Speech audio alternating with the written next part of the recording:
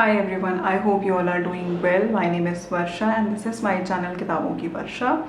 And today we are going to talk about this book, The Girl Who Drank the Moon. This is by Kelly Barnhill and this is a fantasy fiction. It's a beautiful story of this place, this village where a lot of people live, and they are managed by this another family whose surname is Elders. Yes, Elders, and they follow a tradition from a very long time. The tradition is that every year at this particular time of the year, the youngest child born in the village will be sacrificed to the witch, and this has been a tradition for over 500 years. Before 500 years there had been an incident where the volcano erupted. Yes, they live nearby a volcano and that erupted 500 years ago, and there was a witch, there was a dragon. The dragon went inside the volcano and that stopped the volcano from erupting anymore.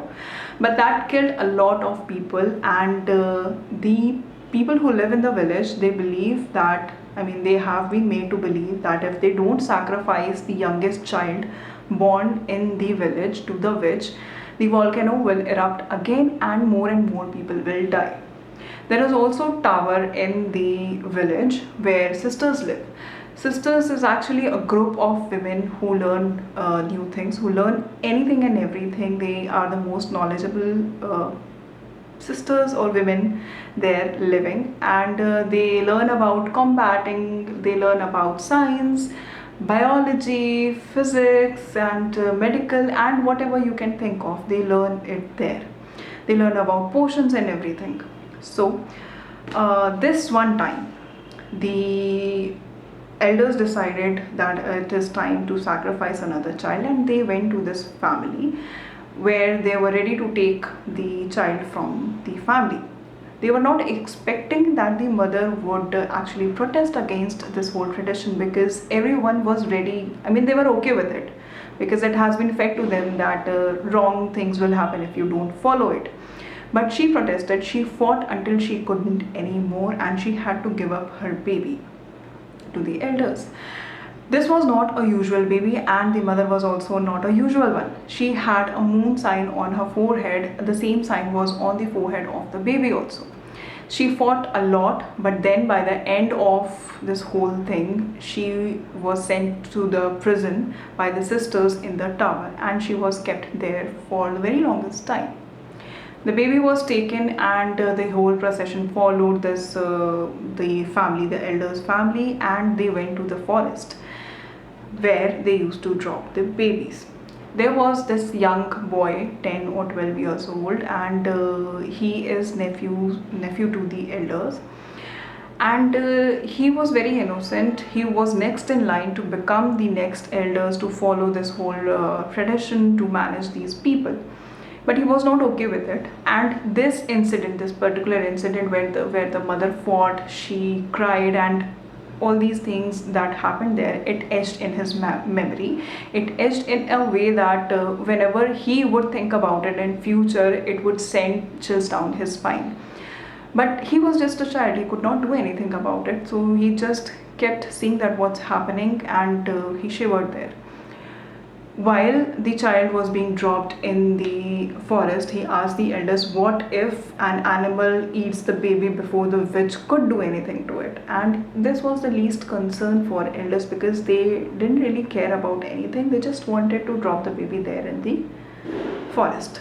What's the reason for that? You will get to know when you read the story, which I'm not going to reveal more about. But yeah, is there a witch? Yes, there is a witch, because witch has also known that every year a baby is dropped in the forest, and she does not like it. So what she does, it she knows that what time in the year the baby will come, so she goes there and she stays there disguised as tree, and when the whole crowd has left, she transforms into herself and takes the baby to another land, which is a land of free people, and she travels from forest to the land of free people for days and days, and she feeds the baby with the energy of the stars. This baby, she was taking her from the forest to the land of free people, and she was feeding this baby the energy from the stars. It was a full moon day, but what happened is she mistakenly fed the baby the moon. Now she saw that the baby got enmagicked, and in her veins the whole magic she could see. Now she cannot hand over this baby to the free people because they will not know how to handle this baby, this enmagicked baby. So she decides that she will keep the baby to herself and she will raise the baby herself. Years passed and the baby started to grow up. She started showing the signs of magic which she did not understand, and she was not ready to learn anything about magic. And most of the time of the witch was going in correcting the magic that the baby did unknowingly.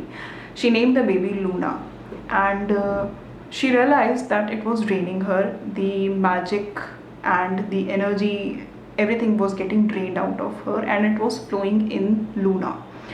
So she had to cast a spell on Luna, and the spell was that until she turns 13 she will not remember anything about the magic and she will not be able to do any magic. So she casted that spell on her, and Luna forgot everything about magic. If anyone would come to her and say the word magic, she would just go blank. Sometimes it was days that she took to recover from when someone said anything about the magic. Now she is about to turn 13, and a lot of things happened from the time she was left in the forest till to the time when she is about to turn 13. The boy has grown up, the mother has gone mad, she is still in prison.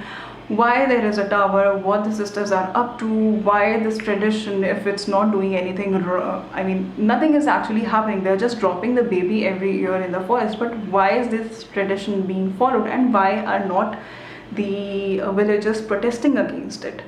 All this story is what this book is about.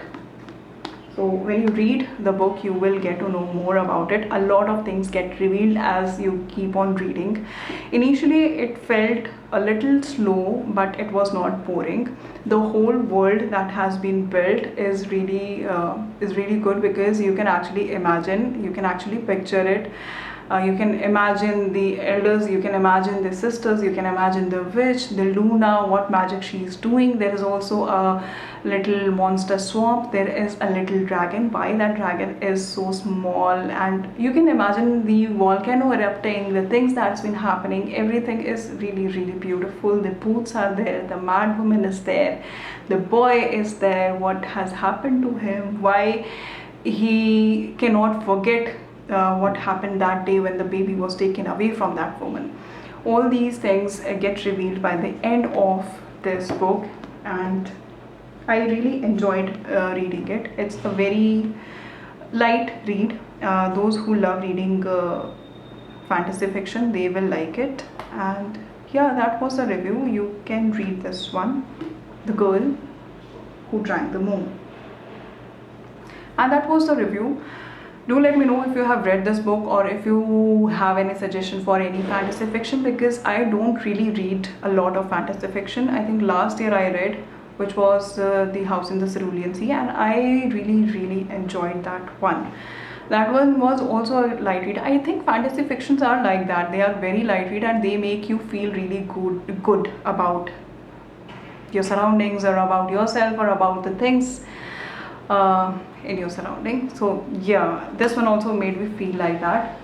If I had to choose one out of these two books, this House in the Cerulean Sea and The Girl Who Drank the Moon, I think I will say that that one was much better than this one. But this is also like this one also I liked.